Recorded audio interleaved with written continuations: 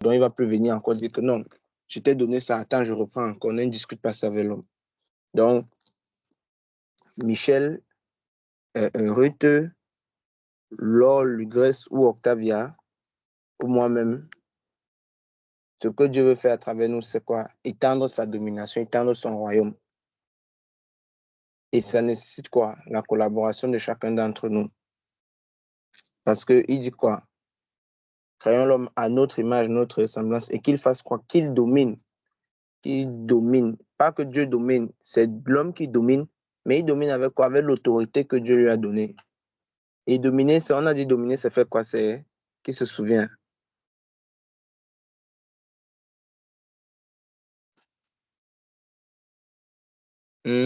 C'est prendre l'autorité, non? Prendre l'autorité, exercer une influence sur un territoire précis. Parce que dans dominer, il y a quoi? Il y a domaine. Et on a dit royaume en anglais, c'est quoi? Kingdom. Kingdom, king domaine. Roi d'un domaine, roi d'un territoire précis, roi d'une influence précise. Donc, quand on parle de royaume, ça veut dire qu'il y a un domaine où tu règnes. Et on va voir ça par la suite. Chacun de nous a un domaine où il est appelé à régner, où Dieu l'appelle à régner, Dieu l'appelle à exercer l'influence et l'autorité qu'il lui a donnée. Par exemple, maman Laure est dans l'enseignement, elle est dans l'éducation. Là où elle est là-bas, elle est une intendante de Dieu, elle est une ambassadrice du royaume des cieux. Elle doit faire comment? Communiquer les valeurs du royaume des cieux dans le domaine de l'enseignement. Par exemple, Tata Michel est dans le domaine de la santé. Là où elle est là-bas dans la santé, elle doit communiquer les valeurs et les principes du royaume des cieux. C'est ça quand on dit dominer. Donc, le système du royaume des cieux, c'est quoi? C'est l'honnêteté, l'intégrité, le pardon, l'amour. Dans le domaine où elle est, elle doit montrer que ces valeurs-là ne sont pas encore perdues. Ces valeurs-là existent. Et quelle est la preuve que ces valeurs-là existent? Les valeurs du royaume des cieux. Elle impose ça là-bas par sa simple présence.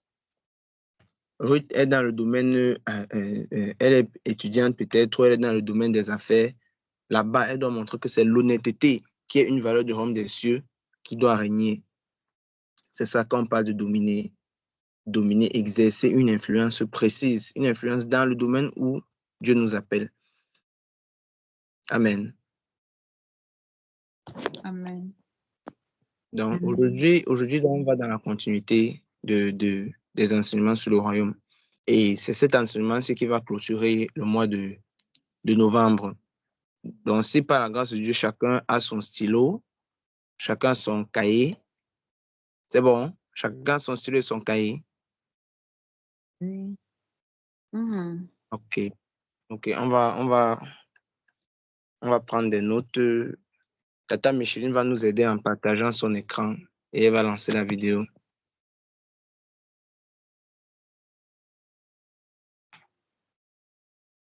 Tata Micheline, are you ready? Tu m'as devancé, je voulais demander. Ok, attendez. Just. Ok.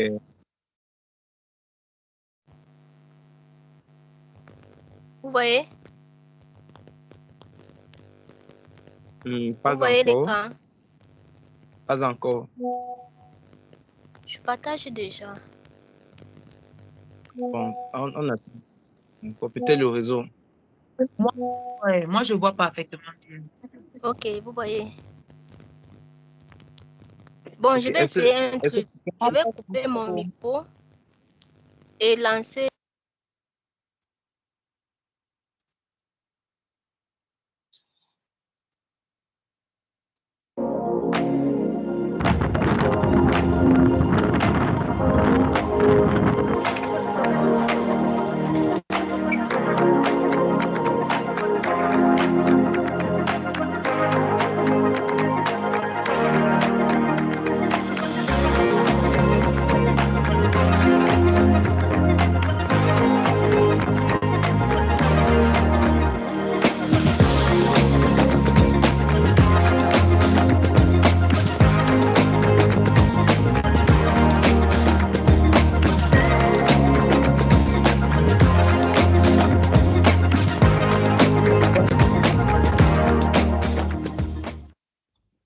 Et donc, Bonsoir. merci. On débloque, on désactive les micros. Bénissons le Seigneur pour chacune de vos vies. Nous rendons grâce à Dieu pour des présences encore ce soir. Je vais continuer avec la dernière phase de cette grande introduction. On arrive à la fin de la grande introduction. Et voici comment la Bible dit, la fin de toute chose, Dieu veut son commencement. On a commencé avec l'idéologie, précepte, concept, mots ou encore paroles, autorité, échange, ou encore quand on dit de mots, on parle d'instruction, on parle de paroles, on parle d'autorité. Et on a vu en fait que lorsque la Bible dit que au commencement était la parole, c'est que Dieu a exprimé sa pensée, ses idées, ses préceptes, son concept par une parole qui s'est faite chair. Et on a dit que pour comprendre la parole là, il faut voir Jésus-Christ. Si tu veux voir ce que Dieu pense, ce que Dieu veut, Jésus-Christ est la représentante parfaite de ce que Dieu veut, ce que Dieu a toujours voulu. Et on prend le temps pour établir ces concepts-là.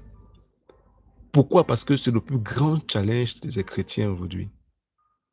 Tu es enfant de Dieu, tu es chrétien, on t'a dit que non, viens à Jésus, tu auras ci, tu auras ça. C'est vrai, c'est pas faux. Mais ce qu'il faut comprendre, c'est que tu es dans un royaume. Que tu le veux ou pas, la Bible enseigne qu'il n'y a que deux royaumes. Rome des ténèbres et Rome des lumières. Il n'y a pas 6, il n'y a pas 10, il n'y a pas 20, il n'y a pas 30 royaumes. Royaume des ténèbres, royaume des lumières. Et tu appartiens à quel royaume? Parce que chaque royaume a ses lois, a ses manières de penser, a sa manière d'agir. Et forcément, tu es en train d'être influencé par un royaume, que tu le veux ou pas. Tu manifestes un royaume, que tu le veuilles ou pas. Mais Rome de lumière, c'est ça qu'on est en train de parler ici en fait. La semaine passée, on a parlé du roi. On a défini un royaume. On a vu pourquoi Dieu a voulu faire un royaume. On a vu, la semaine dernière, comment c'est important. Comment Dieu a fait un royaume, comment Dieu a fait que le royaume se multiplie. Mais aujourd'hui, on va parler d'un concept très clair qui est propre au royaume, qui sera très clair pour nous. Il va nous faire comprendre pourquoi les choses sont passées telles qu'elles sont passées. Et pourquoi. Et qu'est-ce que Dieu veut faire. Dieu veut faire en tirer de cela. Donc, on va vous dire comment les royaumes s'étendent. Comment un royaume est censé s'étendre. C'est-à-dire que quand Dieu était au ciel, il a voulu étendre son royaume. C'est ce qu'on a dit la semaine dernière. Que Dieu a voulu étendre son royaume sur la terre. Il a voulu étendre sa domination. Quand il a dit à l'homme domine, ça veut dire que reproduire le ciel sur la terre, selon mes instructions en moi. Fais ce que je demandais de faire. Reproduire le ciel sur la terre, selon mes instructions. Donc, comment un royaume s'étend? Comment un royaume s'étend-il? La gloire d'un royaume réside dans la gloire de son peuple, pas seulement du roi, mais il de son expansion. Ça veut dire un peuple, un royaume est puissant, pas seulement si le roi est très riche. Non. Un peuple est puissant quand son peuple aussi est puissant, est rempli de gloire. C'est pareil pour les nations aujourd'hui. Une nation est considérée riche, pas parce qu'il y a un homme qui est milliardaire, non. C'est que la population, à 90%, ils sont riches.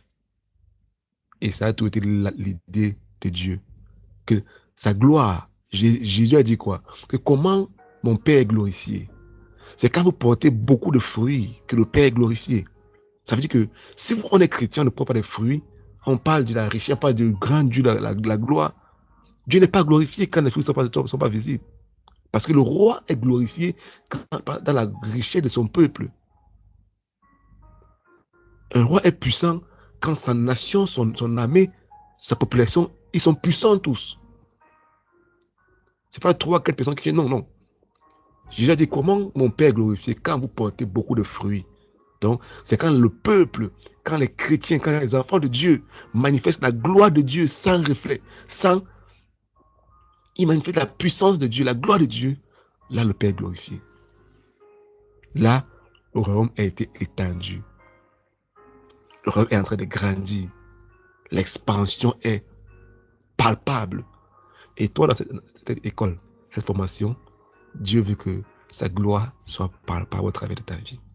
Il veut que toi-même tu sois un ambassadeur. Rappelez-vous, ce qu'il a dit à Adam, Ça s'appliquait à chacun d'entre nous. Ça n'a pas changé. Au chapitre 1, on comprend pourquoi Jésus est venu sur la terre. On verra pourquoi Jésus est venu sur la terre en tant qu'un homme. On verra qu'est-ce qui était la mission de Jésus sur la terre. Parce qu'on ne sait pas ça. On dit, bon, il est mort pour moi, il lave mes péchés. Non, c'est vrai. Mais pourquoi il fallait qu'il meure? Pourquoi il fallait qu'il lave tes péchés? On va entrer dans... On va décortiquer ça comme on a pris ce concept aujourd'hui. Donc, l'expansion d'un royaume est appelée colonisation. Ça veut dire quoi? Lorsqu'un royaume s'étend sa culture ailleurs, sur un autre territoire, ce territoire est appelé une colonie. Quand on parle de colonie, nous bon, Africains, on comprend très bien.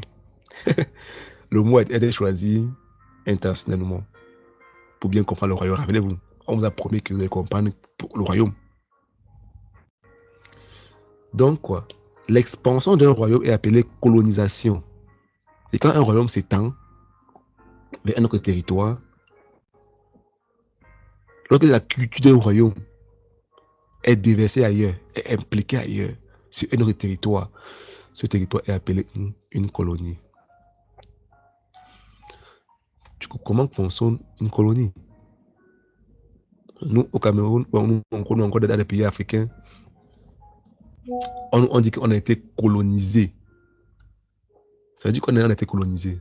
Ça veut dire qu'un autre royaume, un autre peuple ont étendu leur culture sur notre territoire. Ils ont fait de nous ce qu'eux ils étaient. Bon, quelque part, c'est la mauvaise colonisation parce qu'ils n'ont pas voulu que nos pays soient le reflet de leur pays, non. Ils nous ont imputé leur culture, leur façon de penser, leur façon de voir les choses, mais ils n'ont pas développé nos endroits que ça reflète chez eux. Non, ici c'est différent. Dieu veut que la terre soit comme le ciel. Dieu ne vient pas voler la terre pour amener au ciel, non. Parce qu'il a créé le ciel est plus beau que la terre. Mais Dieu a voulu coloniser la terre. Dieu voulait que Adam soit le colonisateur. On verra pourquoi. On verra pourquoi. Dieu est trop bon, Dieu est trop magnifique. Donc, qu'est-ce que la colonisation? Quand la France a pris le contrôle sur les territoires africains, qu'est-ce qu'ils ont fait? Qu'ont-ils fait? Ils ont colonisé, dit-on. Bien sûr, ils ont colonisé. Une colonie signifie que tout ce qui se trouve sur ce territoire appartient au colonisateur. Tout. Ça veut dire quoi? Quand quelqu'un t'a colonisé, tout ce qui t'appartient appartient à cette personne.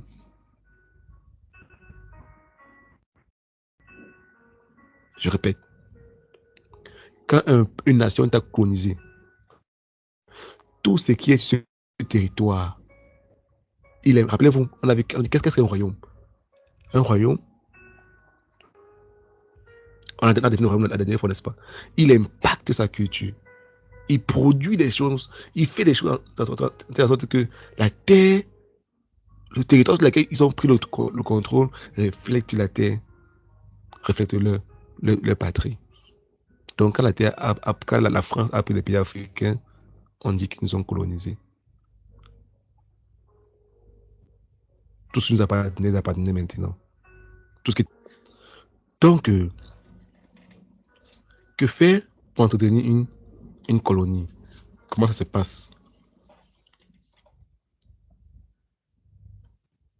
Quand le colonisateur vient coloniser, en fait, en général, le roi ne vient pas souvent. Il envoie toujours des personnes pour le faire.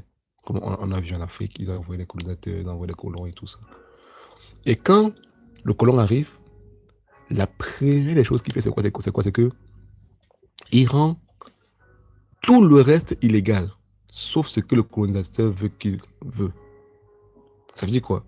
Quand le colonisateur arrive, il rend toute autre chose sur votre territoire illégal. Pourquoi? Parce qu'il est plus fort que vous. Mais qu'est-ce qu'il veut? Il veut que la colonie accepte ses idées, ses préceptes, ses concepts et sa culture. Et que la colonie devienne comme lui. Donc, toute autre chose que vous faites là-bas sur votre territoire est illégale. Il change tout. Il change tout. Ça veut dire quoi? Le colonisateur envoie une personne de la cour principale, où le roi se trouve. Il envoie un gouverneur. Et le gouverneur arrive là-bas, dans la colonie, pour représenter l'autorité du roi. Et son objectif, c'est de faire en sorte que la colonie ressemble au royaume d'origine.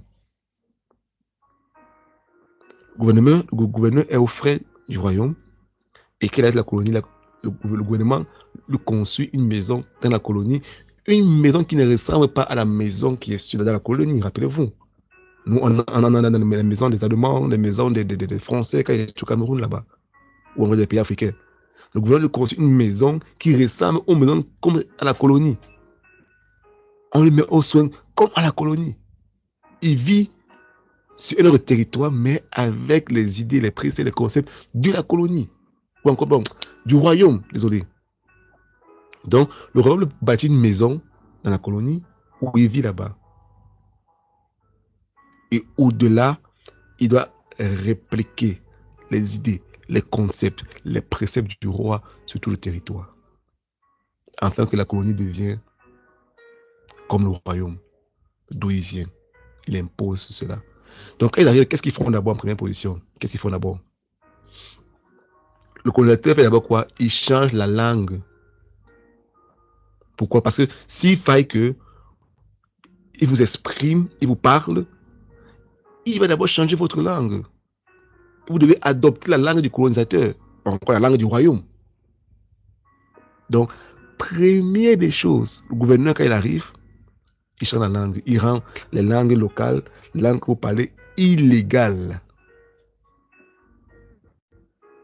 Eh bien, il rend les langues qu'on parle dans les différentes colonies illégales. Il impose le français, il impose l'anglais, il impose l'espagnol, il impose le portugais pour que les langues qu'on parle soient des langues de la colonie. C'est ce que les Anglais ont fait au Nigeria, ils ont fait au Ghana. C'est ce que les Français ont fait en Afrique de l'Ouest et en Afrique centrale. C'est ce que les Espagnols ont fait à Pérou, Colombie et autres. C'est ce que les Portugais ont fait au Brésil. C'est un roi, c'est un royaume qui s'est étendu sur un autre territoire. C'est un royaume qui s'est étendu sur un autre territoire. Donc, quand il arrive d'abord, qu'est-ce qu'il faut d'abord? Il change d'abord la langue. Il impose la langue du colonisateur. Deuxième point, qu'est-ce qu'il fait? Il change le système économique et le système éducatif de ce territoire. Ça veut dire quoi? Si avant, comme nous avant, on n'avait pas d'argent, on faisait, je te donne ma part, tu te donnes ta part et tout, dit que non, non, non. Je dois vous imposer le système que nous avons dans le royaume. On dit de l'argent. Si avant, nous, dans nos écoles, on ne faisait pas, on n'avait pas les études, non, non, non, non. On apprenait les sciences naturelles, on apprenait l'éthique normale. Ils nous imposent le système éducatif qui veut qu'on doit connaître. Aller à l'école, parler le français, je m'appelle, je suis, je fais ça, I am do. On nous apprend un système qui se passe dans la colonie, on veut répliquer ça qui se passe dans le royaume, on réplique le système dans la colonie. Pourquoi? Le but c'est quoi? C'est que la colonie doit être une extension du royaume. C'est-à-dire que les gens qui sont sur la colonie doivent parler la langue qu'on parle au royaume, doivent utiliser la monnaie qu'on utilise dans le royaume, doivent utiliser le système éducatif qui est dans le royaume, parce qu'on doit être le reflet du royaume. Le colonisateur, le gouverneur nous impose cela. Troisième chose, qu'est-ce qu'il fait? Troisième chose, il vous donne l'histoire du royaume. Il vous fait oublier votre propre histoire et vous devez adopter l'histoire du royaume. Moi, je me rappelle, quand il était encore à Colmaté 1, Colmaté 2, nous, on connaissait l'histoire, on nous apprenait l'histoire, bon, on a fait l'école anglophone, l'histoire de l'Angleterre, la reine, on nous parlait des choses. Moi, je me rappelle, quand il était encore à l'école primaire, tout le matin, on était et puis on chantait des chansons. On chantait. Bon, nous, les écoles anglophones, nous, on chantait au roi, qui est Dieu. Mais nos maîtres nous enseignaient qu'avant, à l'époque, eux fréquentaient les colonies britanniques, il chantait au roi d'Angleterre. Tous les matins, il se mettait en rang. Il chantait au roi d'Angleterre. Le roi est beau, le roi est magnifique. Les louanges au roi. Quelqu'un qu'ils n'ont jamais vu, quelqu'un qu'ils ne connaissent même pas. Mais le gouvernement les imposait que dans le royaume, tous les matins, on bénit le roi. Oh, le roi est magnifique, le roi. Pourquoi? Parce que tout ce qui est sur le territoire appartient au roi. Et nous, on utilise ce qui appartient. Donc, on a le béni d'abord avant d'utiliser ce qui appartient. Il peut prendre tout ce qu'il veut. Le roi se lève un matin, il dit, bon, tes maisons, on a cassé ça, on construit là-bas, on casse. Tout ce qui est sur le territoire appartient au roi. Donc, du coup, si le royaume s'est étalé sur un territoire, tout ce qui est sur le territoire appartient aussi à un roi. On me disait que à l'époque, eux chantaient un roi qu'ils ne connaissent même pas, qu'ils n'ont jamais vu. Ils connaissaient sa femme, ses enfants, les gens qui sont chez lui. On a montré des photos, on a parlé du roi qu'ils ne connaissent pas. On te donne l'histoire du royaume. On chante ta manière de penser. Rappelez-vous, Jésus a dit, repentez-vous. On a évidemment quoi? C'est quoi la repentance? Changer le système de pensée. Troisième point. Quatrième point. Qu'est-ce que le gouvernement fait? Il change la façon de s'habiller. On commence à s'habiller comme les gens du royaume. Nous, avant, on ne s'habillait pas. Mais on dit que c'était parmi nous, quand on a donné les pantalons, les habits, ils étaient contents. Pourquoi? Parce que quand tu t'habillais, tu ressemblais à ton colonisateur. Il te donnait un sens d'appartenance. N'oubliez pas. On part quelque part. Ils ont changé notre façon de nous habiller. Dans les colonies, je me rappelle c'était dans la tête de nos enseignants, ou encore je suis un de mes pères dans la foi, il était dans les Caraïbes, les pays que l'Angleterre a colonisés. Il disait que là-bas, on les faisait porter les chaussettes, les longues chaussettes, avec les jupes, avec les vestes. Il marchait avec ça. Il dit, on les faisait porter les habits, les vestes qu'on porte en Angleterre. En Angleterre, il fait 10 degrés, 5 degrés. Eux, là-bas, c'est normal qu'ils portent des habits chauds.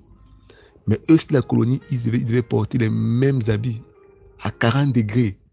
Malgré la chaleur, ils devaient s'habiller comme on s'habille dans la colonie. Parce que pourquoi? Quand on voit les pays là, ils doivent refléter la culture qui est au royaume. Ils chantent avant de t'habiller. Et tu dois te vêtir comme quelqu'un du royaume. Cinquième fois, ils changent la culture. La façon de penser, la culture. On change notre culture. Il vous donne son Dieu. Il vous donne sa manière de penser. Il vous donne ce qu'il a de lui. Et tous les membres de la colonie se sentent réussir dans la vie quand ils ressemblent au colonisateur. Quand ils parlent bien français, oh, wow. Tu parles bien anglais, oh, tu es réussi. Tu te sens plus intelligent que tes frères. Parce que tu as répliqué, tu ressembles plus à ton colonisateur. Et on donne cette appartenance-là que tu as réussi quand tu as bien ressemblé au colonisateur. Quand tu as tout accepté de lui, là tu as réussi. Quand tu as tout pris de lui, là tu as réussi. Là tu as réussi. Donc, qu'est-ce qu'ils ont fait encore? C'est qu'ils nous parlaient de leur royaume tout le temps. Ils nous parlaient du royaume tout le temps. Ils nous montraient des histoires constantes du royaume. Ils nous parlaient des rivières. Ils nous parlaient des maisons, les ponts qui sont chez eux. Ils nous montraient des photos. De telle manière que le rêve de toute personne dans la colonie serait « Oh, je vais partir au royaume pour voir comment c'est beau là-bas. Oh. » Le rêve de tout coloniser, c'était d'aller à la colonie. Parce qu'ils ne parlaient que du royaume. Moi, je me rappelle à l'école primaire, secondaire, 6e, 5e, nous, on nous faisait lire les poèmes des Anglais qu'ils ont écrits. Ils nous décrivaient le windmill. Je dis, mais c'est quoi le windmill? C'est quoi le windmill? Les histoires, les poèmes qui sont attachés à leur histoire, les choses qui sont chez eux. Nous, on lisait, on ne comprenait rien. Et on voulait découvrir, on voulait voir ces choses-là.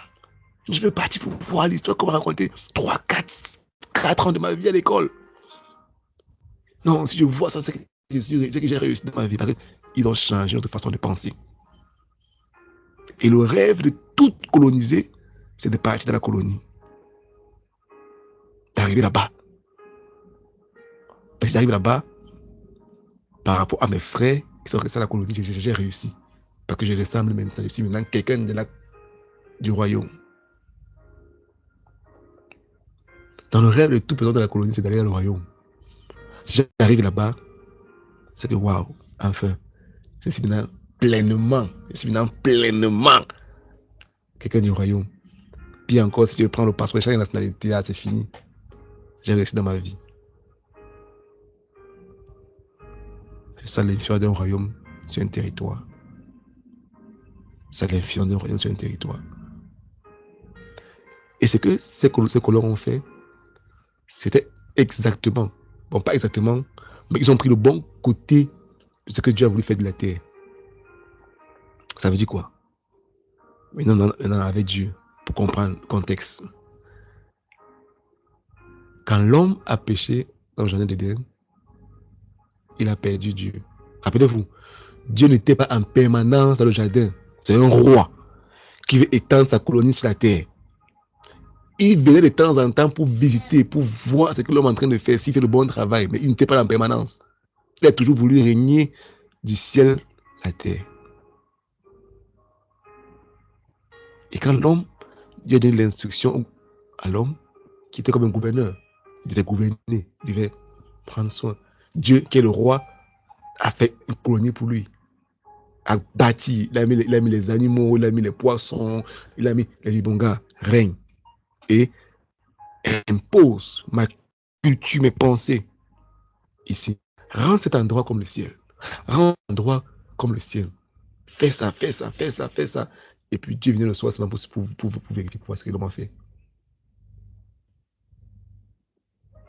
Mais l'homme a échoué quand il a écouté le diable. A fait une grave erreur quand il s'est laissé manipuler par le diable. Il a perdu la culture du royaume. Il a perdu l'essence du royaume. Il a perdu les valeurs du royaume. Il a perdu l'autorité du royaume. Il a pris cette autorité, il a remis à un adversaire. On verra plus tard pourquoi c'est passé comme ça. Maintenant, revenons dans l'acte des apôtres. Parce qu'il faut comprendre pourquoi Jésus est venu sur la terre. La Bible dit que quand Jésus fut baptisé, une colombe descendit sur lui. Et une voix s'est dans le ciel. Celui-ci est mon fils bien-aimé, en qui j'ai mis toute mon affection. La Bible dit que l'endroit là, les théologiens disaient que c'est un endroit magnifique et puissant. Pourquoi? Parce qu'on ne voit nulle part dans la Bible où le Père, le Fils et l'Esprit sont en accord. Encore, pas en accord, mais qui agissent en même temps. Le Fils se fait baptiser, l'Esprit descend sur lui et le Père parle. On voit la Trinité directement à l'instant où il se fait baptiser. Donc le baptême est très important. La Trinité, à l'instant, sont en action. L'Esprit descend sur lui comme une colombe et la voix se dit, celui-ci est mon Fils. Et juste après ça, il fut conduit dans le désert pour être tenté par le sang de serpent. Mais on voit après, quand Jésus revient, bon, plus tard, on va voir ça dans le coin en détail. On va voir cette partie de coin en détail. Mais on va voir plus tard Jésus-Christ. Quand il souffle les disciples de Saint-Esprit, on verra ça. Mais ce n'est pas ça mon but. Je vais voir après, dans l'Acte des Apôtres, quand les disciples sont en train de prier, la Bible dit quoi? Que une lampe de feu descend sur eux et ils se mettent à parler en d'autres langues. Et à partir de cet instant, toutes les personnes qui ont reçu le Saint-Esprit, la Bible dit qu'ils ont mis à parler en d'autres langues. Ça veut dire quoi? Rappelez-vous, le royaume qui vient sur eux, c'est l'Esprit de Dieu. L'Esprit qui amène le royaume. Parce que c'est ça que l'homme a perdu avant. La gloire qui était sur lui a perdu cela dans le jardin d'Éden. Et toutefois, quand on a vu dans la Bible, quand l'Esprit de Dieu est venu sur un homme, dans l'Acte des Apôtres, on a dit, il s'est mis à parler en d'autres langues. Rappelez-vous, on te donne Premier point, il te remet d'abord ta langue d'origine, langue du royaume. Le colonisateur qui écrit le Saint-Esprit et le gouverneur. Rappelez-vous, on a vu avant quoi que le royaume bâtit une maison pour le gouverneur. Et Dieu a dit, il n'habite pas dans la maison bâtie par des hommes, non. Il bâtit sa maison lui-même. Et ton corps, c'est le temple du Saint-Esprit. Le gouverneur vit dans ton corps.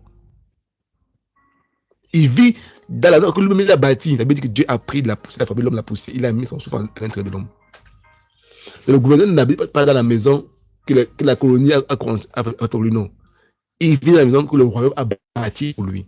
Et ton corps, c'est le temple du Saint-Esprit, qui est le gouverneur. Et quand le gouverneur vient d'abord, il rend tout ce qui est en toi illégal. Il t'impose les choses du royaume. Et ton gouverneur, c'est le Saint-Esprit.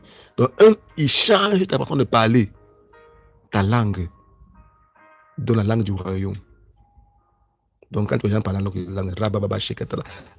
parlent en langue, c'est parce que le gouverneur les donne la langue qu'ils doivent parler. Donc, on verra plus tard le Saint-Esprit en détail. Et on verra pourquoi c'est la personne la plus importante sur la terre. Donc, il te donne la langue du royaume. Donc, si tu ne parles pas encore en autre langue, tu dois soupirer à parler la langue d'origine, la langue du ciel. Parce que les anges parlent en autre langue, ils communiquent en autre langue. Deuxième point, il change ton système économique et ton système éducatif. Ça veut dire quoi? Quand on l'explique en toi, ton système économique qui est de amasser, garder, néné pour toi, il dit que non, ça ne se passe pas comme ça dans le royaume. Dans le royaume, celui qui est riche, c'est celui qui donne, pas celui qui accumule. Il dit que oui. Le royaume d'où tu viens. Au ciel, celui qui est riche, c'est pas celui qui a accumulé beaucoup. Celui qui a donné beaucoup qui est riche. Celui qui a partagé. Il change ton système économique. Il change ton système éducatif. Tu dis non. Aime ton prochain comme toi-même. Il t'enseigne. Jésus a dit, quand l'Esprit viendra, il vous enseignera toutes choses. Il a dit, quand l'Esprit viendra sur vous, il vous enseignera toutes choses. L'Esprit enseigne. Il change ton système éducatif. Si avant, quand tu tapes, tu rentres, il dit non, calme-toi, laisse tomber. Quand avant, tu te mettais en colère, il dit non, calme-toi. Il change ton système éducatif. Troisième point, il change ton histoire. Tu étais bandit, voleur, impudique, masturbateur, malhonnête, tout ça. Quand il vient, quand le gouverneur vient dans ta vie, il te fait oublier ton histoire, que ton histoire s'est oubliée. Maintenant, il te donne l'histoire du royaume. Et c'est quoi l'histoire du royaume? C'est quoi l'histoire du royaume? L'histoire du royaume, c'est qu'un homme appelé Jésus-Christ de Nazareth est mort pour toi, il a pris tes péchés. Et son histoire à lui est maintenant ton histoire. Tu es sauvé, tu es magnifique, tu es beau. Tu n'es pas rejeté, tu es accepté par le Père. Tu as été créé. Si ton histoire depuis longtemps était que tes parents t'ont insulté, tes frères t'ont insulté, à l'école, tes professeurs et tout, échec, tu ne peux rien, tu es un bourré, non. Quand le gouverneur vient, il chante ton histoire. Il te donne une autre histoire. Il dit non, c'est pas ça la vérité. C'est pas ça la vérité. Tu as été voulu par Dieu. Tu as une histoire. Tu as un but. Tu es magnifique. Tu es une belle femme. Tu es beau. Tu as des choses en toi. Il te donne une autre histoire. Il dit vas-y. Il t'encourage. Il te booste. Il dit oublie ton histoire du passé. Tes erreurs, tes fautes. Oublie. Le gouverneur qui est le Saint-Esprit prend tout charge de toi. Quatrième point. Il change ta manière de te vêtir. Il change. Tu t'habilles maintenant comme un enfant du royaume, comme un roi. Bien habillé, bien propre, somptueux, magnifique. Rappelle-toi, le but du gouverneur, c'est que nous, sur la terre, on reflète le royaume. Parce que la gloire du roi, c'est quand le royaume reflète, la colonie reflète le royaume, la terre, la mère nature.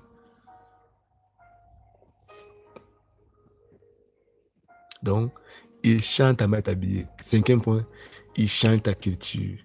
Avant, ta manière dont tu t'exprimais, la manière dont tu faisais. Il transforme ta manière de penser, ta manière de te comporter. Il change ta culture. Il change ce qui est à l'intérieur de toi. Il bouleverse ça. Et maintenant, qu'est-ce que le gouverneur fait encore maintenant? Il te parle du royaume tout le temps. Il t'explique le royaume. Il te démontre le royaume pour que le jour quand il sera enfin là-bas, tu dis waouh. Donc tu deviens réussi quand tu obéis aux instructions du gouverneur. Parce que le gouverneur est là pour te faire ressembler au royaume. Le gouverneur est là. Et quand tu as appris du gouverneur, tu as maîtrisé le gouverneur, quand tu as mis en pratique tout ce que le gouverneur t'a dit de mettre en pratique, tu seras forcément une copie du royaume. Parce que lui, il vient de là-bas. Et il va te rendre comme un est là-bas. Tu seras accompli quand tu as obéi au gouverneur. N'est-ce pas magnifique? N'est-ce pas magnifique? N'est-ce pas magnifique? Maintenant, tu commences à comprendre. Non, c'est plus clair dans ton esprit. Quand on parle de colonie et royaume, tu vois que c'est plus clair dans ton esprit. Que nous, Africains, on se sent accompli quand on veut partir en Europe. Pourquoi? Parce qu'on nous a tellement parlé de l'Europe, on a vu la télévision, les films, on en a mangé, là-bas c'est beau, là-bas c'est magnifique, là-bas c'est comme ça. Du coup, nos frères prennent les bateaux, ils prennent toutes sortes de risques. Ils traversent le désert à pied, ils parlent la mer, parce qu'ils veulent arriver au royaume, qu'on les a montré pendant longtemps. Ils veulent arriver au royaume qu'on les a montré pendant longtemps. C'est pareil pour toi, mon frère, ma soeur. L'Esprit de Dieu, tu passes du temps avec lui, il va t'amener au royaume. Il va te faire visiter là-bas. Et c'est magnifique. Et c'est magnifique. Ce sera ton expérience au nom de Jésus. Ce sera ton expérience au nom de Jésus. Donc, la personne la plus importante dans la colonie, comme on a vu tout à l'heure, c'est quoi? C'est qui? C'est le gouverneur. Le gouverneur, la terre a été créée par Dieu pour être une colonie du ciel. Il n'a envoyé qu'un seul gouverneur de la cour intérieure pour gouverner la colonie. De la cour intérieure, le Père, le Fils et l'Esprit, on a pris une personne de la cour pour aller représenter le roi. Et il vit dans une maison construite par le gouvernement, comme on l'a dit tout à l'heure. Ton corps est son temple. Il ne vit pas. Il a dit, je n'habiterai pas dans la maison bâtie par des mains d'hommes. Non. J'ai bâti le corps humain avec mes propres mains. Et l'Esprit de Dieu vit dans sa maison. Et ton corps, c'est le temple du Saint-Esprit. Le temple du Saint-Esprit. Il est magnifique. Il est glorieux. Il est puissant, le Saint-Esprit. Maintenant, l'indépendance. Une tragédie. Voici le point de chute. L'indépendance. Une tragédie. Une tragédie. Pourquoi il dit que l'indépendance est la pire des choses? Lorsqu'une colonie est déclarée indépendante, qu'est-ce qui se passe? C'est que le gouverneur devient illégal. Il est rappelé au royaume. Ça veut dire quoi? Dans certains pays, quand les nations sont devenues indépendantes, le gouverneur, le lendemain matin, est dans l'avion pour rentrer. Parce qu'il n'a plus le droit de rester là-bas. Parce que le pays a son indépendance. Quand une nation devient indépendante, quand une colonie dit que maintenant on est indépendant, ça veut dire que le gouverneur qui était envoyé par le royaume est rappelé. Il doit retourner. Il doit retourner dans la mère nature. Il doit retourner parce que il n'est plus légal. Et il décide que maintenant nous sommes indépendants et maintenant on doit faire maintenant comme nous voulons. Et c'est une tragédie. Oui, oui, oui. Et c'est une tragédie. Nous disons que c'est une tragédie. Une tragédie pourquoi?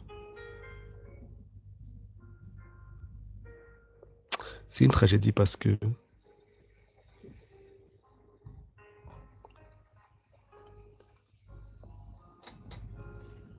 Elle devient une colonie sans gouvernement. Et ensuite, la colonie doit créer ses propres logiques, sa propre logique, sa propre culture, sa propre vérité, propre philosophie, système de pensée, c'est une croyance. Quand elle est déclarée indépendante. Ça veut dire quoi maintenant? Ça veut dire que le jour où toi tu déclares ton indépendance, tu rends le gouverneur devient illégal. Il doit quitter. Il doit partir. Et c'est ça qui s'est passé avec l'homme au jardin d'Éden. Lorsque l'homme a déclaré que je suis indépendant maintenant. Quand Dieu a dit, fais ça, fais ça, fais ça, fais ça, fais ça, il a dit qu'il ne va pas faire. Il a désobéi parce qu'il voulait être comme le roi. Il voulait être comme le roi. Il voulait faire comme le roi. Il a déclaré son indépendance propre à lui-même. Le gouverneur était illégal. Le gouverneur est parti. L'Esprit de Dieu est parti. Et on comprendra à partir du coup prochain pourquoi il fallait que Jésus vienne pour rendre le gouverneur encore légal. Rendre le gouverneur encore légal dans ta vie et dans ma vie.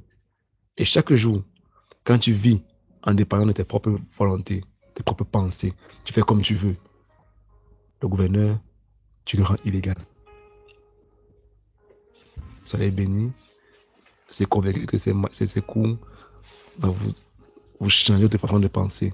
Et le cours prochain, on entrera dans un nouveau thème qui sera beaucoup plus clair pour vous. On verra des choses propres à la vie chrétienne que l'Église nous a pas enseignées, qu'on ne nous a pas dit, mais qui sont tellement, tellement fondes, c'est tellement important. Avec le peu que tu as maintenant là, quand tu ouvriras la Bible, tu la comprendras plus facilement. C'est une colonie. Le roi veut implémenter sa culture. Le roi veut déposer sa volonté. Le roi veut mettre en toi. Il veut que tu sois gouverné par le gouverneur pour gouverner d'autres colonies. On verra ça plus tard dans la reproduction, dans plusieurs autres chapitres que nous allons aborder. Soyez bénis. On se voit prochain, mon Dieu.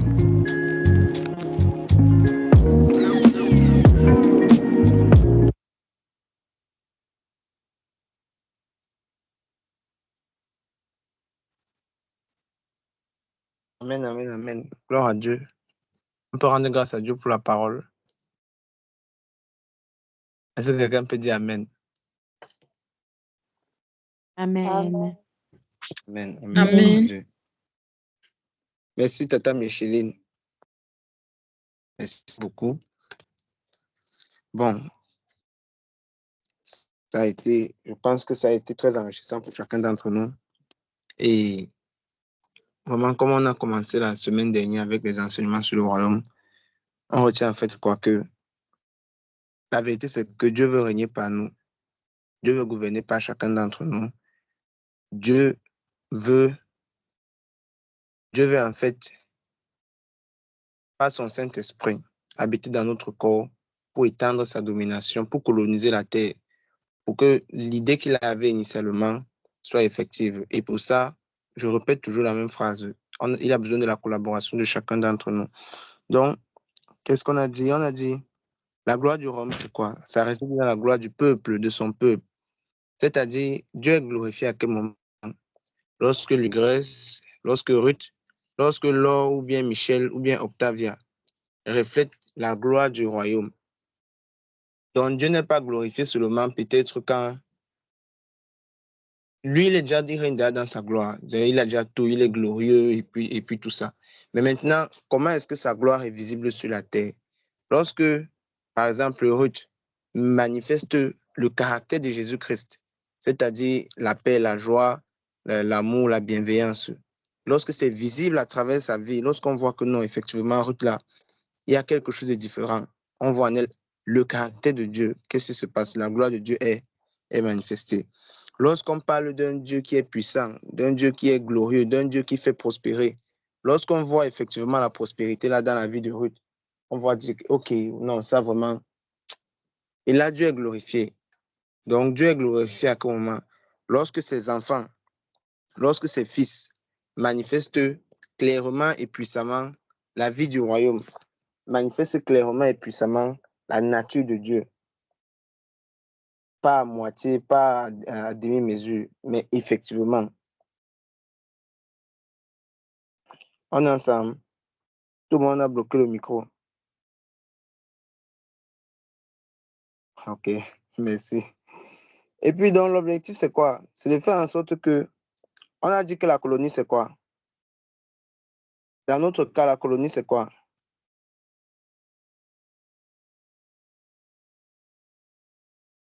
Pardon, parlons. De ce qu'on vient d'écouter, qui est le colonisateur, qui est la colonie? Pour nous, les enfants de Dieu.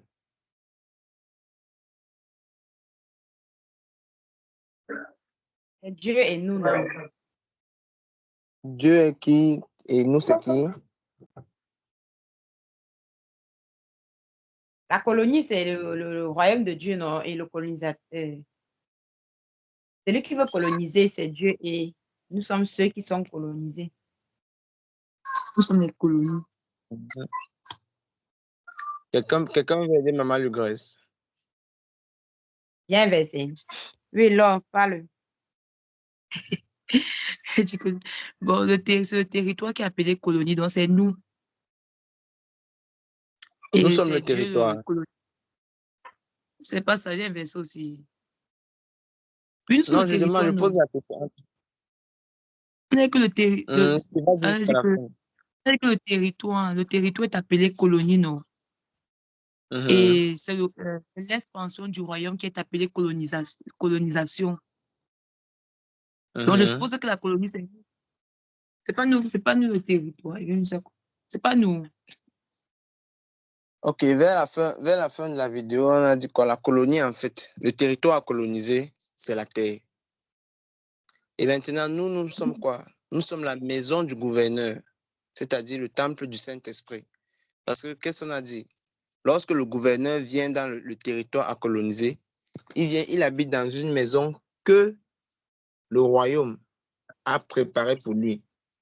Et la maison que le royaume a préparée pour le gouverneur, pour le Saint-Esprit, c'est quoi? C'est le temple du Saint-Esprit qui est notre corps. Donc, qui est ton corps, Maman Laure? Ou qui est ton corps, Maman Lugresse? C'est ça que la Bible dit. La Bible dit que ton corps est le temple du Saint-Esprit. Pourquoi? Parce que Dieu n'habite pas dans les mains faites, dans les maisons faites de mains d'hommes, mais dans la maison que lui-même il a tissée, lui-même il a façonnée. Et dans la maison là, c'est toi, c'est ton corps. Lorsque le Saint-Esprit vient vivre à l'intérieur, maintenant par toi, parce qu'il vit dans ta maison, il peut vivre maintenant légalement sur le territoire qu'il vient coloniser, qui est la terre. C'est bon.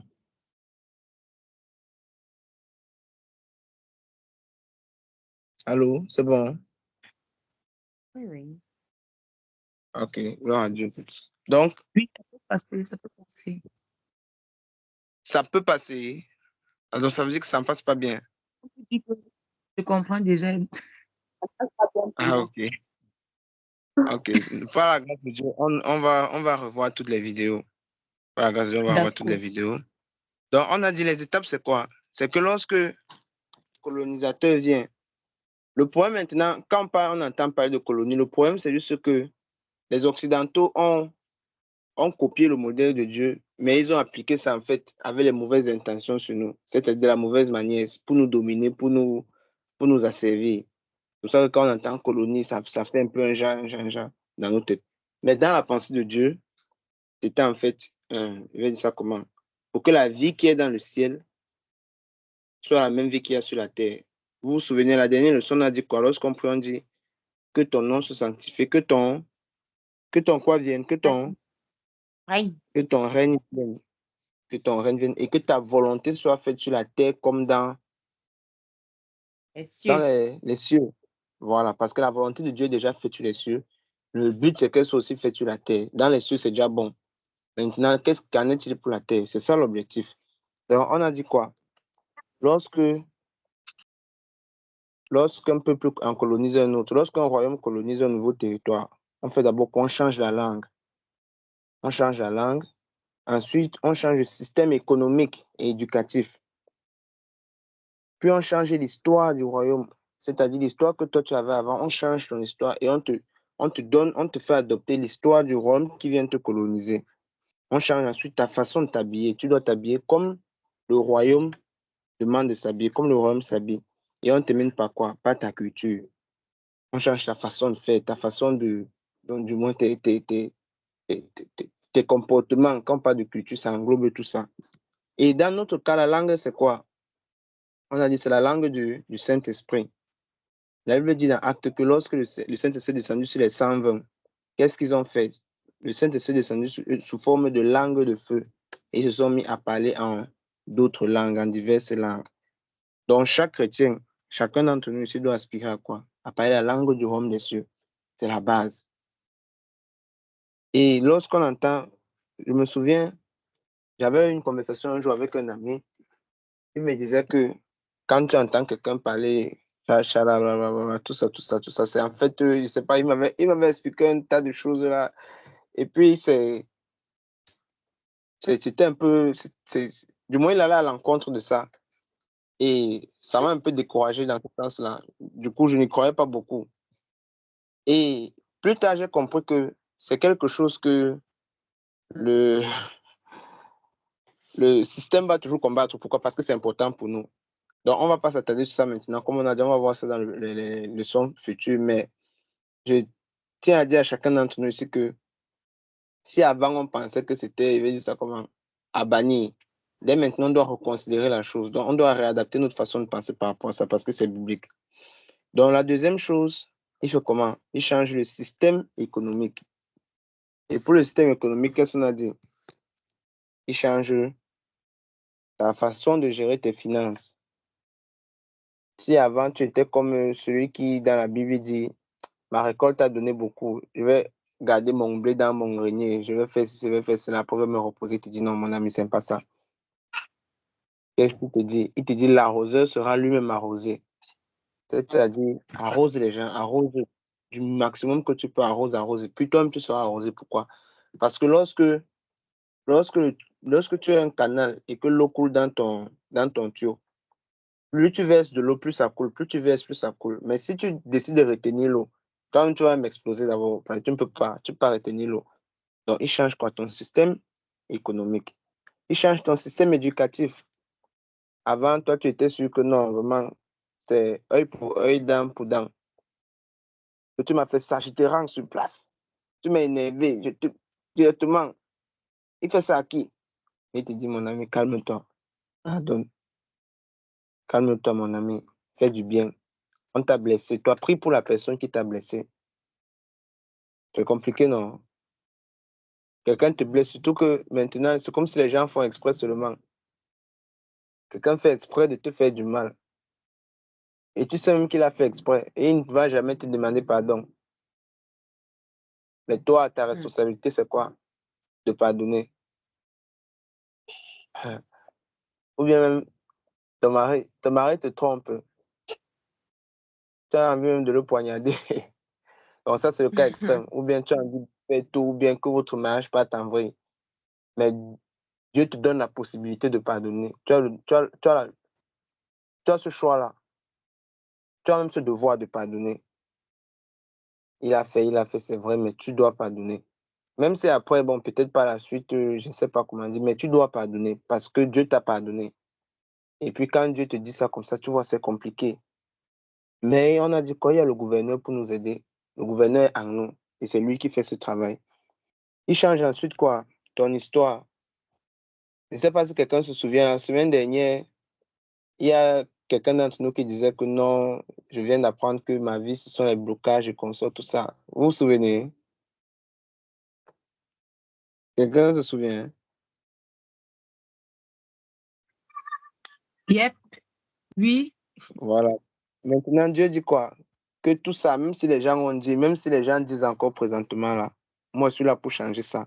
Et tout ce que tu vas appeler, tu appelais blocage avant. Tu vois, ce sera juste un train pour t'amener là où Dieu veut que tu arrives. Il y a un artiste camerounais qui a chanté le sabotage qu'on te fait, c'est la publicité pour te rendre célèbre. Donc, il voulait dire par là que tout blocage qui est là, c'est juste là pour te propulser, c'est juste là pour créer un témoignage demain que oui, j'étais ici, mais grâce au gouverneur, je suis maintenant là. Grâce à Dieu, je suis maintenant là. Donc, tout blocage que tu as maintenant, tout échec que tu as rencontré, c'est juste pour te préparer à un témoignage puissant le lendemain. Témoignage puissant. Tout ce que tu as fait, c'est faire confiance au processus et t'es livré totalement. Amen. Amen. Pour chacun Amen. d'entre nous, dans son... Tu es étudiant, ça ne marche pas peut-être parfois. Accroche-toi à Dieu de tout ton cœur. Tu vas voir que demain, là, le témoignage qui va sortir de là sera puissant. On a déjà commencé à voir les témoignages avec Michel il y a de cela 2 semaines. Ça te perd le temps, ça bloque. Dieu va mettre sa main là. Et puis ton histoire va changer. En moins de 24 heures, l'histoire de quelqu'un peut changer. Gloire à Dieu. Amen. Amen. Amen. Il change maintenant quoi, notre style vestimentaire. Comme tonton Franca, pour exemple. Moi, avant, quand je voyais les gens avec les culottes, je ne comprenais pas trop pourquoi ils avaient les culottes comme ça là, mais j'ai compris en fait que c'était, on voulait se répliquer le système. Tu vois un enfant là avec, il a un tricot blanc en bas, une chemise blanche en bas, il a la cravate, il a la veste dessus, il porte la culotte avec les chaussettes noires, ou les chaussettes souvent c'était rayé, blanc, noir, blanc, noir, blanc, noir avec les chaussures. Pourquoi? Parce qu'il doit répliquer le système du pays colonisateur. Et maintenant, le style vestimentaire ici que le gouverneur veut nous inculquer, c'est quoi? C'est la décence dans le vestimentaire. Et de plus en plus, je ne sais pas si vous avez remarqué, c'est comme si le diable se sert beaucoup surtout des médias, pour promouvoir une sorte d'habillement que je ne sais même pas comment appeler ça. Et surtout, beaucoup plus, c'est la femme qui est touchée. C'est-à-dire, quand une femme est nue, c'est là où c'est bon. Quand elle est demi-habillée, quand elle a la fente qui arrive jusqu'au niveau de ce qu'elle ne veut même pas dire là, c'est là où elle est bien habillée comme ça. Maintenant, pour les filles d'honneur, si la fille d'honneur n'a pas laissé au moins un côté de la poitrine dehors, c'est qu'elle n'est pas une bonne fille d'honneur. Si elle n'a pas une jupe qui la serre comme je ne sais pas quoi, non, c'est qu'elle n'est pas une bonne fille d'honneur. Le jour même du mariage d'une femme, c'est le jour là qu'elle dit qu'elle va montrer toute sa poitrine. Et puis, on voit que c'est normal. Pourquoi? Le système vestimentaire est déjà biaisé. Et puis, on croit que c'est la norme. Pourtant, lorsque le Saint-Esprit te dit que non, couvre-toi. Non, ne porte pas la taille basse, ne porte pas le destroy. C'est ça, il change notre façon de nous vêtir parce que c'est important. Le système, la décence, c'est quelque chose que c'est comme si quand tu t'habilles maintenant décemment, c'est toi on dit que tu n'es pas normal. C'est déjà arrivé à quelqu'un ici. Surtout pour les tatas là. Un moment alors.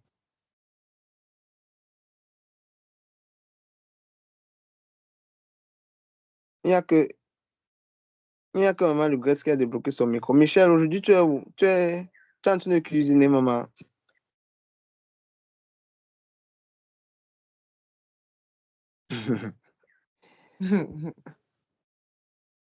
Ah, pardon, qui est en train de cuisiner? Comme ça, dès qu'on finit l'appel, on part chez la personne. Pour Voilà. clôturer. Non, peut-être non. Quand quelqu'un bloque le micro, il ne faut pas qu'on entende comment on verse l'huile dans la marmite. Ça fait Lille, fréquente et après tu dors. Ah, ok. Bon, Bon, moi, j'ai fait le risque de mettre. Dès que tu finis, tu viens. Pardon. ok. Dans la bouillon, c'est Moi, combien de... je vais venir avec lui, pardon. Donc, pour clôturer, J'aime le il fait Nico. maintenant quoi? Oui, maman. Ok. Pardon, non, c'est l'enfant qui dérange. Ah, d'accord. Donc, pour terminer, qu'est-ce qui fait changer notre culture? Il nous fait visualiser la culture du royaume. Il nous fait visualiser comment ça va se passer là-bas. Avant, on me disait souvent que quand quelqu'un fréquente Aboya, du moins dans l'école anglophone, avec le système anglophone, quand il a le bac là, tout ce qui est dans sa tête, c'est qu'il va partir au Royaume-Uni, il va partir en Angleterre ou je pars aux USA. C'était ça dans sa tête. Avant, je ne comprenais pas pourquoi. C'est quand j'ai commencé à côtoyer certains anglophones que j'ai compris que donc vraiment, c'est ça dans leur tête. Quand il fréquente là, dans sa tête, c'est qu'il va partir seulement en Angleterre dès qu'il a le bac.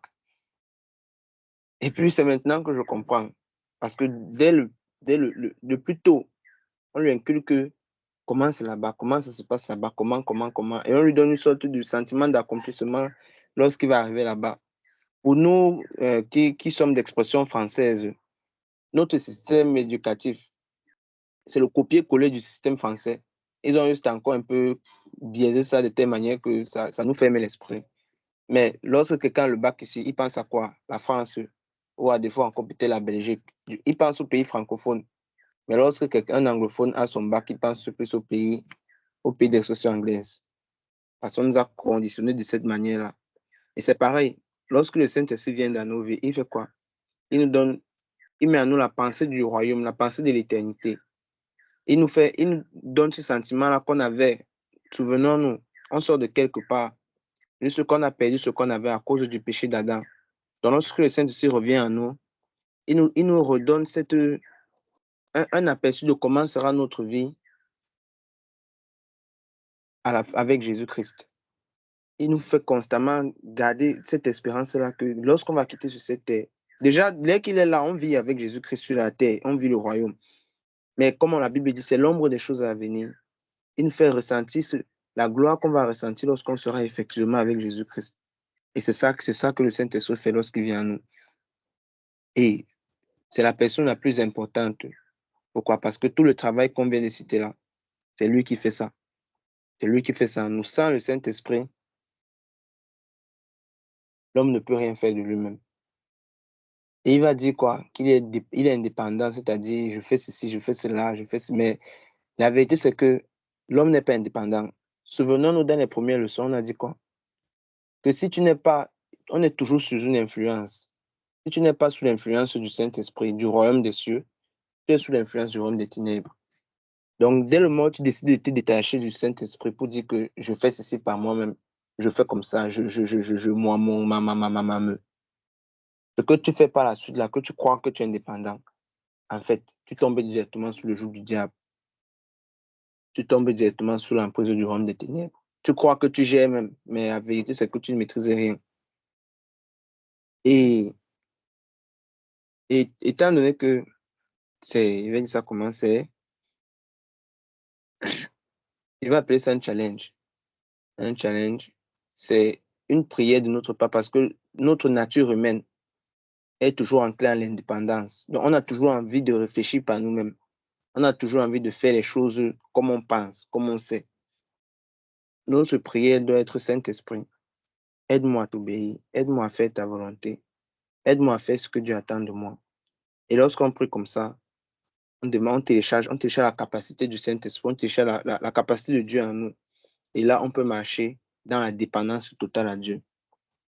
Parce que rassurons-nous, si ce n'est pas de Dieu qu'on dépend, c'est du royaume des ténèbres, c'est du diable qu'on dépend. Je vais dire ça comme ça.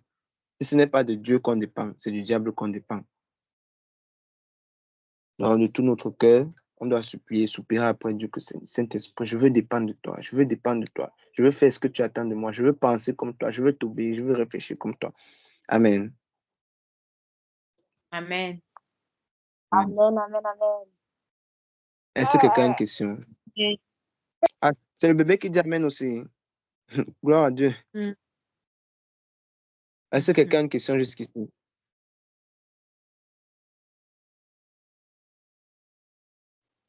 Bon, pour moi, n'est-ce pas, c'est pas une question. Oui, maman. Tout à l'heure, tu parlais lorsque les pasteurs prient souvent en langue. Bon, tu as dit qu'on doit plus on doit plus faire de ça. Tu as encore dit quoi? Bon, bref, comme pour dire qu'on peut peut-être accepter cela. Bon, moi, personnellement, n'est-ce pas, quand j'arrive à l'église, si le pasteur prie en langue, moi, il ne dit pas Amen. C'est une habitude pour moi.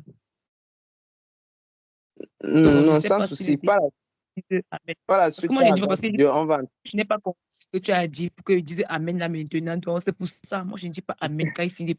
Donc, quand le pasteur prend déjà en langue là, non, je ne suis plus là. Je ne dis pas moi Amen quand il finit. Parce que je n'ai rien compris, mon père. Je ne sais pas si c'est vraiment la langue là que tu parles ou bien c'est ta langue à toi.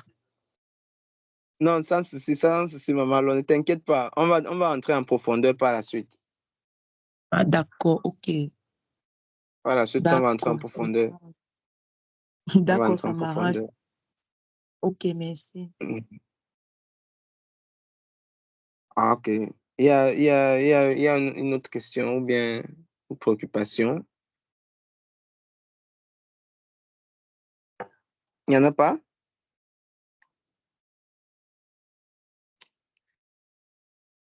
Maman, le gosse.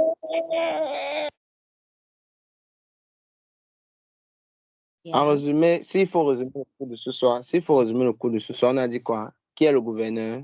C'est le...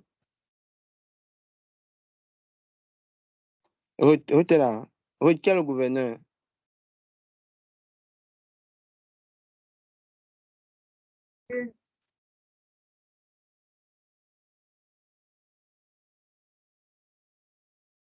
Allô, Ruth? Allô? Oui. Qui est le gouverneur? Ouais, c'est Dieu. Le gouverneur, La c'est... personne la plus importante de la colonie, qui est Dieu. Qui est Dieu? Oui. Dieu veut régner par Dieu nous. comme... Il gouverne par chacun de nous. Là, le gouverneur, en fait, c'est le Saint-Esprit. Le Saint-Esprit, c'est Dieu, c'est vrai. Le Saint-Esprit. Mais on parle d'un Dieu trinitaire. Le Père, le Fils et... Maintenant, dans le conseil divin, le conseil de Dieu, le Père, le Fils et le Saint-Esprit, la personne maintenant qui vient représenter le royaume, ou bien qui vient avec le royaume des cieux sur la terre, c'est le Saint-Esprit, c'est lui le gouverneur. Un peu comme pour le Cameroun, par exemple, qui a été colonisé au départ par l'Allemagne. Il y avait un type là qu'on appelait, c'est le chancelier, j'ai oublié même son nom. Il venait quoi? De la part de l'Allemagne. Donc lui, il représente quoi en ce moment? Le Saint-Esprit. Il vient en tant que gouverneur à l'époque, on devait parler peut-être de province, la province camerounaise, comme colonie de l'Allemagne. Donc là, cette personne-là, c'est le Saint-Esprit qui vient gouverner la terre par nous qui sommes sa maison. Donc s'il faut résumer ça, le royaume, c'est le royaume des cieux. Dieu, c'est le roi. Dieu le Père, c'est le roi. Dans le conseil royal, il y a Dieu le Père, le roi, Jésus-Christ et le Saint-Esprit. Maintenant, qu'est-ce qui se passe? Le conseil royal décide d'envoyer le gouverneur habiter où? Dans ton corps, maman Lugresse, ou mon corps, moi Lionel, ou le corps de chacun d'entre nous, qui représentons sa maison, la maison du gouverneur, pour faire quoi? Pour étendre le royaume de Dieu, le royaume des cieux, sur le territoire de la terre qui est la colonie. Donc la colonie, c'est la terre. La maison du gouverneur dans la colonie, c'est ton corps, c'est mon corps. Le gouverneur qui habite dans la maison, qui est ton corps, mon corps, c'est le Saint-Esprit. Et le conseil royal du royaume des cieux a pour roi qui? Dieu le Père. C'est OK. Ok. OK. Donc c'est le schéma-là qu'on doit garder à l'esprit. Dieu le roi, le Saint-Esprit le gouverneur, qui est le délégué du conseil royal. Mon corps, c'est la maison du gouverneur et la terre, c'est la colonie en question. Et n'oublions pas, il change quoi? D'abord notre langue. On adopte le langage du royaume des cieux. Deuxièmement, on adopte le système économique et le système éducatif du royaume des cieux. C'est-à-dire, on commence à... Le Saint-Esprit nous enseigne. La Bible dit que le Saint-Esprit nous enseignera toutes choses. Il nous enseigne comment vivre selon le royaume, comment faire ceci, comment faire cela. Puis il change notre histoire. On a dit que tu étais bandit, on a dit que ta vie n'allait être rien, on a dit que toi, tu allais semer échouer. Il change ça, il dit que non. Comme il a dit à Gédéon, Gédéon dit que non, ma famille est la plus petite famille, je suis comme ça, nous sommes les derniers de la classe. Il dit que non. Maintenant, moi, il t'appelle vaillant héros. Et on voit Gédéon qui, hier, avait la plus petite famille de la tribu de Manassé. Il devient quoi? Il devient d'abord un manager. Il se retrouve en train de gérer tout un peuple. Il se retrouve d'abord en train de gérer 22 000 personnes. Il devient quoi? Un directeur des ressources humaines, c'est-à-dire il fonctionne avec les recrutements. On passe de 22 000 personnes à 10 000 personnes, de 10 000 personnes à 300 personnes. Vous voyez, Dieu a changé l'histoire de Gédéon. Par quoi? Par une seule rencontre. Gédéon ne savait pas qu'il pouvait être manager. Il ne savait pas qu'il pouvait faire même les recrutements. C'est ça. Il change ton histoire. Il te fait marcher en nouveauté de vie. Il change ton style vestimentaire. Tu t'habilles maintenant selon le royaume. Tu es un homme, tu dois t'habiller, tu dois être présentable. Là où on te voit, rien que quand on te voit, tu inspires le respect. Parce que pour dire vrai, Dieu regarde au cœur, mais l'homme ne regarde pas au cœur. L'homme regarde à l'apparence. Et maintenant, c'est ton apparence qui va faire en sorte qu'on t'accorde un certain respect. Pour la femme, on a dit que non, c'est quand tu as la femme, quand tu es la mini-jupe là, que non, c'est bon. Non, c'est pas ça. La décence. Et enfin, il te donne l'espérance du royaume. Il te fait constamment penser que oui, il y a mieux que cette terre-ci. Il y a mieux qui m'attend quelque part. Il y a mieux qui m'attend. Il y a mieux qui attend chacun d'entre nous. Parce que il y a de bonheur qu'en Jésus-Christ. Ça, c'est la vérité. Il y a de bonheur qu'en Jésus-Christ. Et ça doit être notre espérance de chaque jour. Ça doit être notre espérance au quotidien. Ça doit être notre soupir. Le monde va nous proposer des choses, mais le monde n'a rien de bon à nous offrir. Le monde va nous faire croire que nous sommes sur la mauvaise voie, qu'on a fait le mauvais choix. Mais en fait, ce sont eux qui sont dans l'erreur. Ce sont eux. Généralement, c'est quand tu as envie, quand quelqu'un t'envie, qui va essayer de te faire croire que c'est toi qui es dans ce qui est mauvais. Pourtant, c'est pas ça. Donc, que Dieu nous fortifie chacun d'entre nous. Je ne sais pas, est-ce que quelqu'un a encore une question ou bien une préoccupation?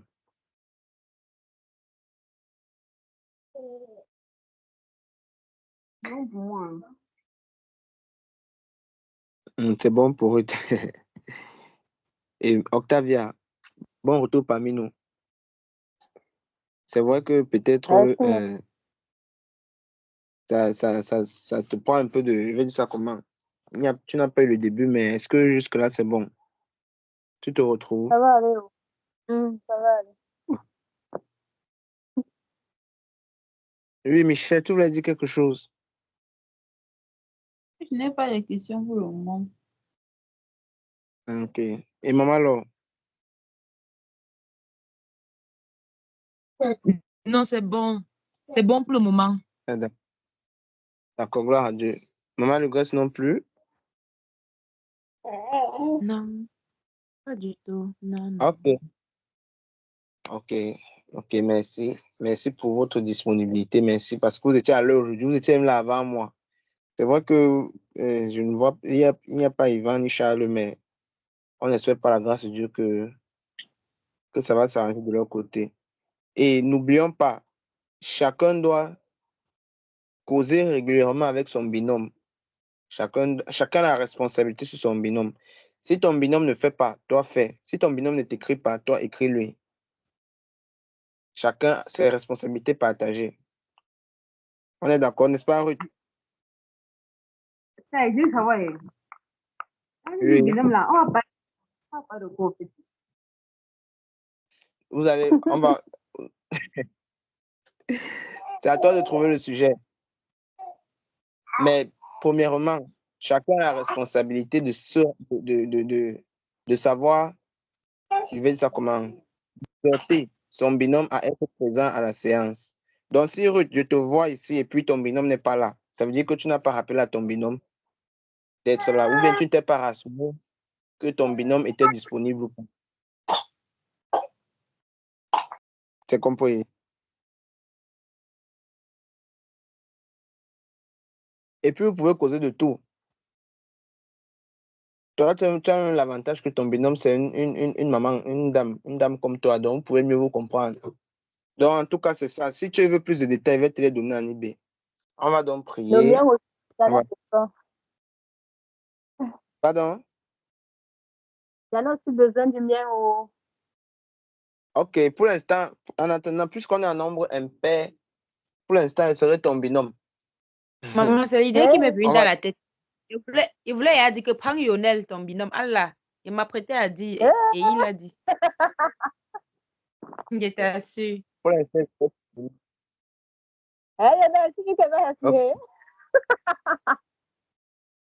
Quand lit la Bible jusqu'à ta pas venir. Attends. Ok. Ah bon? C'est Ok, seulement pour gloire à Dieu. blaguer. On va prier. Oui, non, non, sans souci. C'est une bonne chose, non? On va prier, on va prier, on va prier, mes frères. Et je ne sais pas si, en tout cas, prions. Ah, on Ouais, va rendre grâce d'accord à à Dieu ça. pour cette soirée. On va rendre grâce à Dieu pour cette soirée, pour l'enseignement qu'on a reçu, pour la nourriture spirituelle qu'on a reçue. Tu vas dire à Dieu merci. Et puis tu vas demander à Dieu de faire asseoir ces enseignements dans ton cœur. Et même les points que tu n'as peut-être pas compris pour l'instant, que le Saint-Esprit te les révèle. Quand la Bible dit que le Saint-Esprit nous enseignera toutes choses, c'est vraiment toutes choses.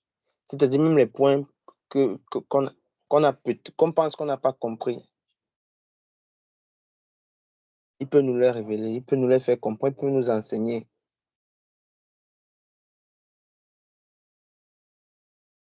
Donc, rends grâce à Dieu pour la nourriture, déjà de qualité que tu as reçue ce soir. Et puis tu dis, Saint-Esprit, fais asseoir cette parole dans mon cœur.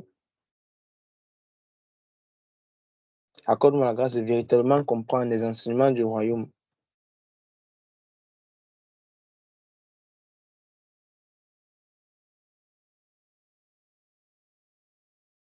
Accorde-moi la grâce de comprendre que je viens de quelque part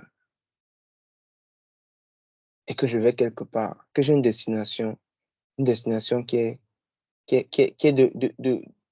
de rentrer là où j'étais au départ, là où j'étais dès le commencement, de retrouver ce que j'ai perdu, cette communion parfaite avec toi, la vie avec toi.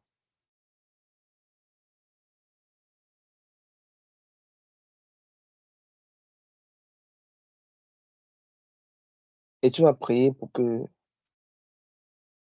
ta vie reflète le royaume. Qu'on ne soit pas juste en train de dire Dieu, Dieu, Dieu, Dieu, Dieu, Dieu de façon théorique, que Dieu est bon, Dieu est amour, Dieu, non. Mais que ta vie reflète vraiment l'amour de Dieu, que ta vie reflète la bonté de Dieu, que ta vie reflète la gloire de Dieu, que ta vie reflète ce Dieu qui est puissant, ce Dieu qui est prospère.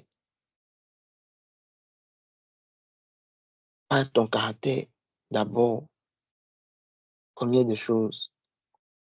On va voir un homme de paix. Non, vraiment, celui-là, quand je suis à côté de lui, je ressens la paix. Non, celle-là, je n'ai jamais vu quelqu'un d'aussi patiente que cette dame.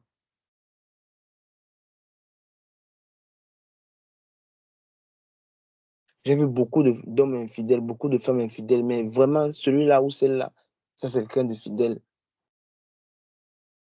Et lorsqu'on voit la fidélité en toi, c'est Jésus-Christ en fait ce qu'on voit en toi. Ce sont les valeurs du royaume que tu incarnes. Et aussi sur le plan financier, la vérité, c'est que Dieu veut qu'on soit prospère. Dieu veut qu'on démontre le royaume lorsque quelqu'un est en difficulté. Qu'on ne se dise pas juste comme la Bible dit, on dit non, que Dieu t'aide, non, mais qu'on puisse aider la personne au nom de Dieu.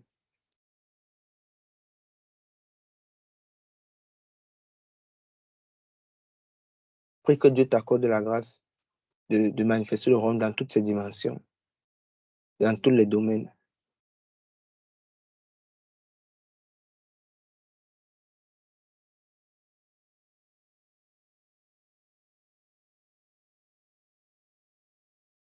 Père, ce soir, nous te disons merci parce que du début jusqu'à la fin, tu as été présent.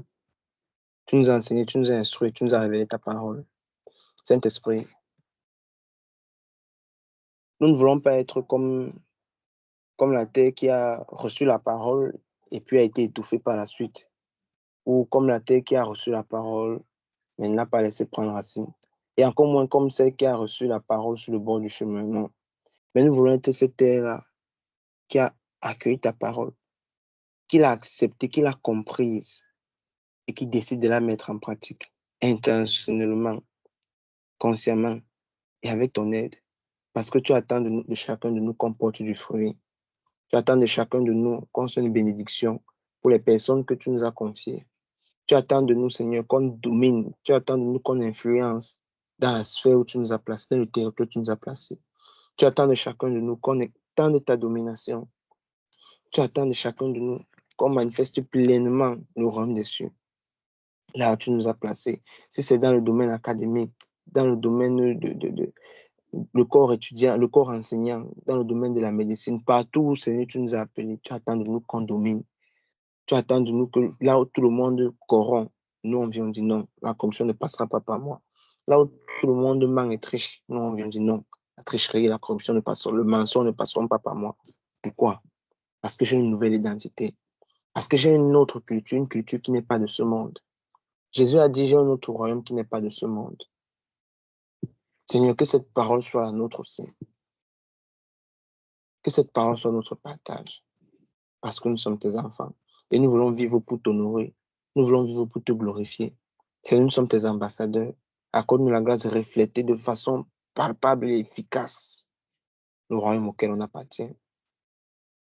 Seigneur, pour la vie personnelle, professionnelle de chacun d'entre nous, nous te supplions de mettre ta main. De mettre ta main déjà au niveau familial pour chacun d'entre nous, Seigneur, que nos familles, que les personnes de nos maisons qui ne te connaissent pas encore, Seigneur, te rencontrent véritablement, qu'elles puissent se tourner vers toi de tout leur cœur, que ce soit père, mère, enfant, frère ou sœur, Seigneur, de tout leur cœur, que ces personnes se tournent vers toi et reconnaissent que tu es leur sauveur, que ces personnes reconnaissent qu'elles ont besoin de toi plus que toute autre chose. Pour les étudiants, Seigneur, au niveau académique, accorde la grâce à chacun d'entre nous, Seigneur, de pouvoir concilier sa vie académique avec sa vie ecclésiastique, de trouver l'équilibre et de savoir, Seigneur, que tu attends de nous l'excellence dans le domaine académique, l'excellence à l'école. Même sur le plan professionnel, tu attends de nous l'excellence dans tous les domaines, Seigneur, où tu nous établis. Pour les professionnels parmi nous, Seigneur, bénis-nous dans nos activités. Que ta faveur soit notre partage. Que ta faveur qui fait en sorte que pour le peu qu'on aura à travailler, tu nous béniras grandement pour marquer la différence, pour montrer qu'effectivement, il y a une main au-dessus de nous qui travaille, qui agit. Seigneur, que ta faveur soit notre partage. Que ta faveur, Seigneur, descende sur chacun d'entre nous. Bénis le travail de nos mains. Bénis le fruit de notre travail. Bénis le fruit de nos entrailles. Que ta main agisse, que ta main puissante agisse. Et Père, dans notre marche avec toi, soutiens-nous à chaque instant. Nous avons besoin de toi. Nous avons la volonté, mais pas la capacité. Nous sommes fragiles, nous sommes faibles. Nous sommes comme des enfants qui d'eux-mêmes ne peuvent aller nulle part, mais qui ont constamment besoin de tenir la main de leur papa. Tiens notre main, Père, ne nous lâche pas. Nous avons la conviction qu'avec toi, nous allons réussir. Nous avons la conviction qu'avec toi, nous allons arriver là où tu veux qu'on arrive. Père, merci parce que notre destinée en nous, notre destinée est dans notre cœur. Et nous avons la conviction que parce que toi, tu règnes dans notre vie, nous allons arriver là où tu veux qu'on arrive. Nous allons arriver, nous allons accomplir notre destinée. Nous allons accomplir le but que tu as pour notre vie. Et nous allons ainsi te glorifier. Merci pour cette école, merci pour cette plateforme, merci pour la Divine Nationale. Père, de la même manière que nous sommes touchés, nous te supplions, nous te prions que des personnes davantage soient touchées par cette école, que des personnes soient touchées à travers cette œuvre que tu as toi-même initiée. Et nous te prions davantage pour le leader, pour le porteur de la vision. Père, bénis-le et accorde-lui la grâce de concilier sa vie professionnelle, sa vie académique, sa vie émotionnelle, sa vie sentimentale, sa vie spirituelle, de trouver toujours l'équilibre et de mettre en priorité les priorités. Et Seigneur, Parce que tu dis dans ta parole que c'est toi qui capacites. Et que quand tu donnes une épreuve, quand tu donnes un challenge, tu donnes la capacité qui va avec. Nous avons la conviction, Seigneur, que toutes les responsabilités que tu lui as données, tu lui accorderas aussi la grâce de les mener à bien. Et merci encore pour cette soirée et nous te prions avec cette parole qui dit, nous nous couchons et nous nous endormons en paix. Pourquoi? Parce que nous nous couchons avec toi, parce que toi tu veilles sur nous, parce que toi tu nous gardes. Reçois la gloire et l'honneur, Père. Que ta volonté seule soit faite dans nos vies. C'est au nom de Jésus-Christ que nous t'avons prié. Amen. Amen. Amen. Amen. Amen. Ok. Amen, Lionel. Que Dieu bénisse. Que Dieu nous fortifie. Vraiment, je dis merci à chacun d'entre nous pour la ponctualité de ce soir. Moi-même, j'ai encore été surpris. Vous voyez, quand tu pries pour demander quelque chose à Dieu, on arrête l'enregistrement encore comment.